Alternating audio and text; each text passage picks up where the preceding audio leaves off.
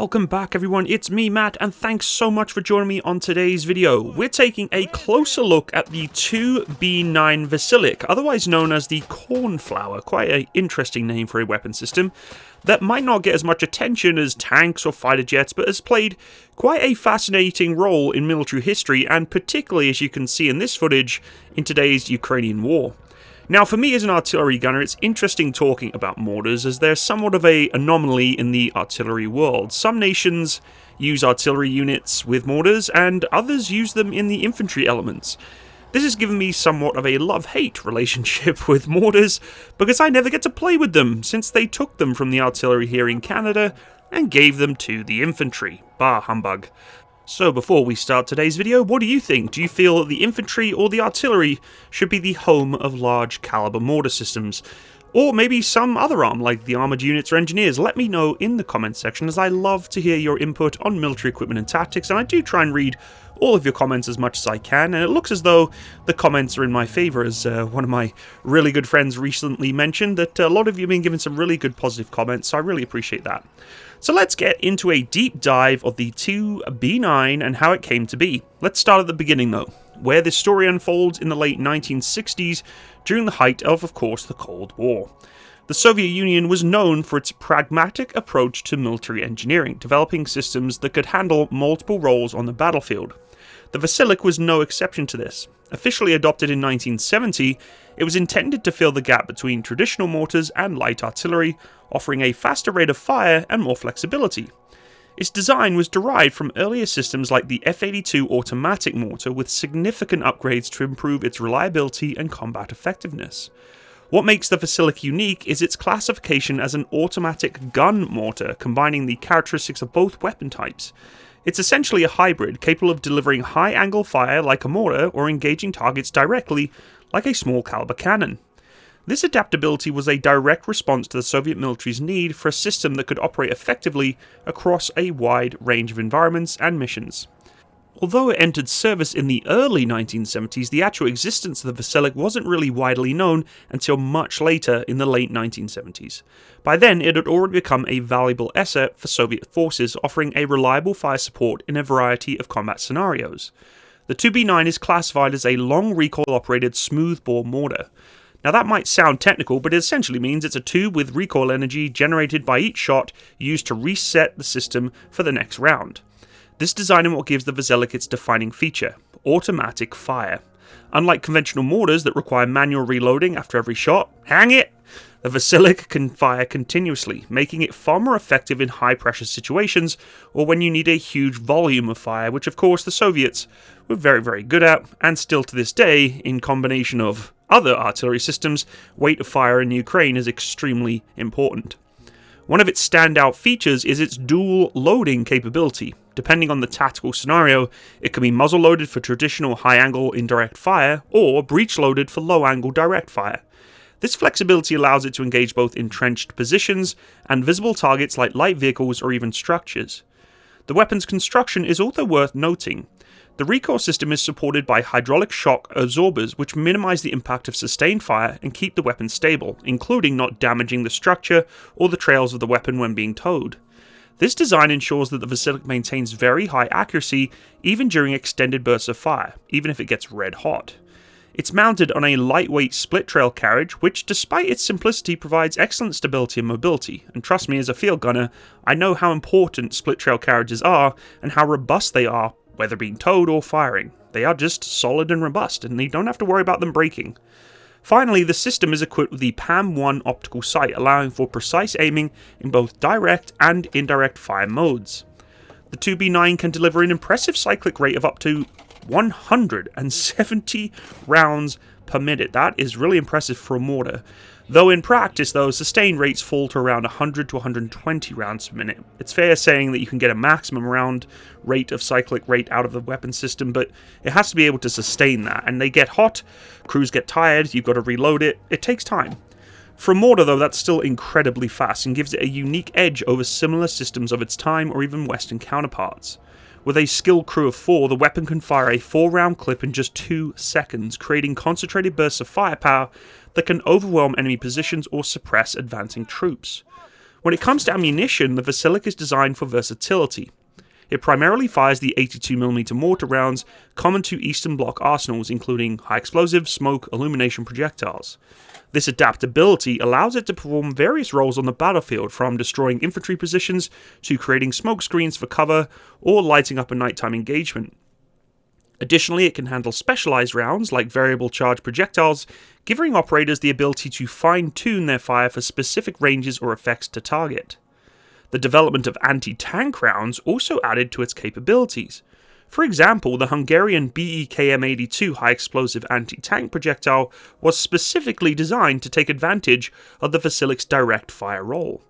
These rounds could penetrate 100mm of rolled homogeneous armor at 1000 meters, making the weapon fairly effective against light vehicles and fortifications, but in the grand scheme of things, you don't really want to be using this most of the time in a direct fire role. It is a mortar after all.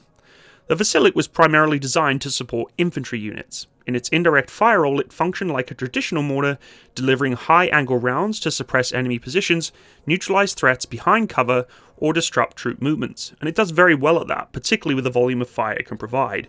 With a maximum range of up to 4,270 meters, it could effectively engage targets well beyond the line of sight. This made it an essential tool for providing consistent fire support in both defensive and offensive operations, which is why we're seeing it so heavily contributing towards drone warfare, where you can actually see where this thing is firing.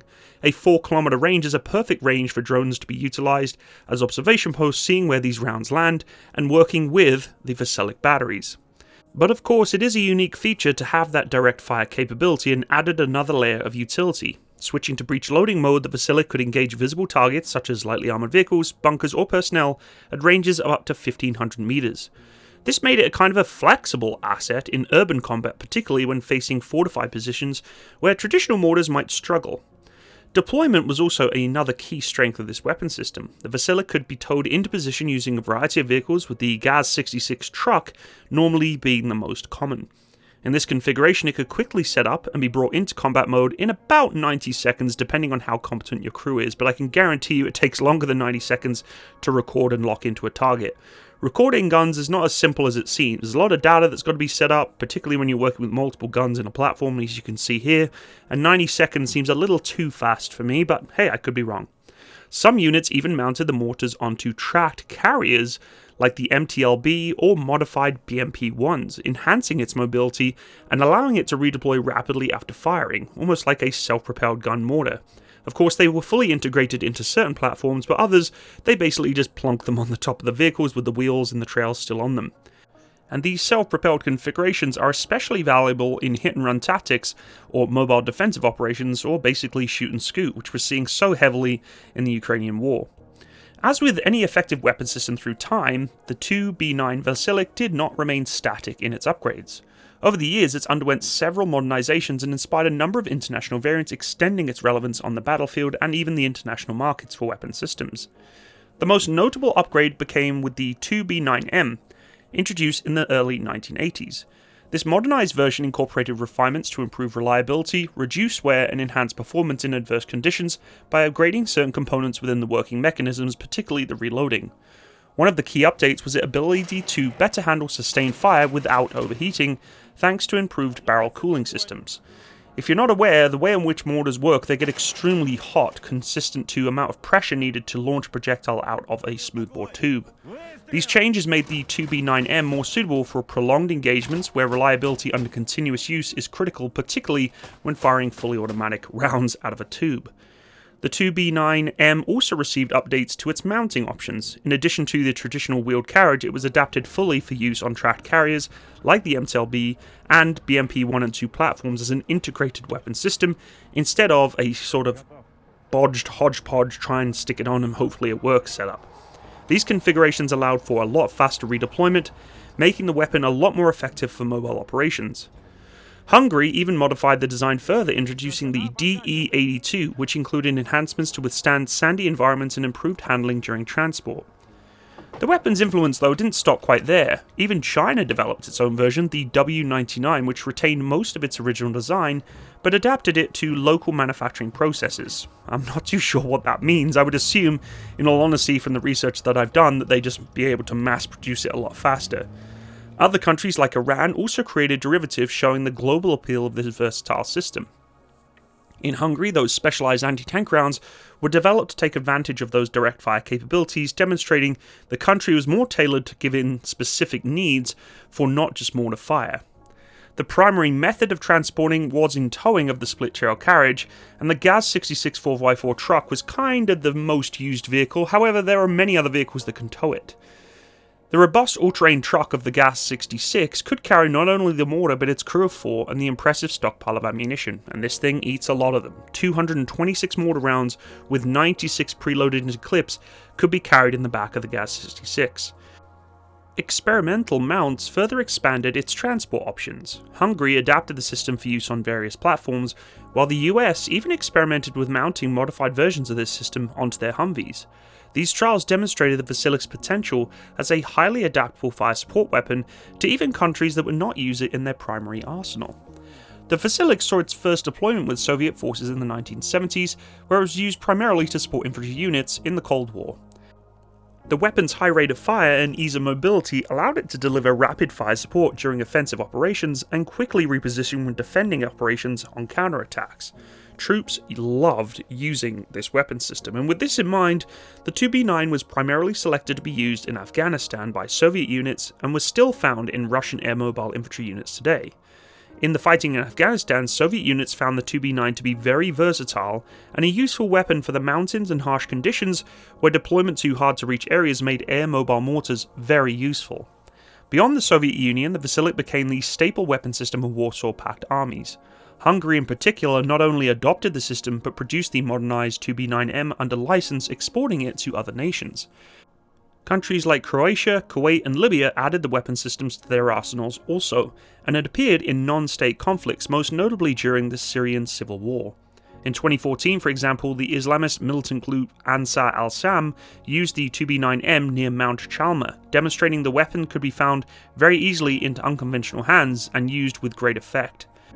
Now, I really respect this weapon system because it really started off as a bit of a Soviet solution to just bridge a gap between traditional mortars and light artillery, but I feel it became much more than that. I mean, its ability to switch between indirect and direct fire made it a massive tactical change on the battlefield, providing infantry units with a reliable and adaptable source of firepower if they needed it. Whether it was mounted on vehicles or towed into a position or even deployed in just self-propelled configurations, it's proved its worth in a wide range of scenarios and battles. And even those modernized versions kind of give international adaptations a lot more specialized relevance, particularly when using certain types of ammunition or mounting platforms that could get in and out of tight environments. And the experimental designs have really ensured that Vasilyek could still be upgraded further today and meet those demands of some really challenging and evolving combat environments, particularly that we're seeing in Ukraine, which is why we're seeing it in such a testament to its durability in that war today. Perhaps the most enduring aspect, though, is that versatility, and that's not just a buzzword. It's a bit of a practical characteristic that really allowed it to adapt to so many different situations, and the Soviets were good at making weapon systems like that, something that could be changed, modified, and just integrated into whatever unit that needed it. And from supporting that kind of Cold War era Soviet tactic to being deployed in more modern asymmetric conflicts, it's really a weapon that has stood the test of time. So thank you for joining me in this deep dive into the 2B9 Vasilek, and if you enjoyed the video, make sure of course to like and subscribe and hit that notification bell so you don't miss out on future content. If you could drop me a comment below, let me know what I should cover next, another weapon system you want to see, and as always, have a wonderful day. All the best everyone, bye bye.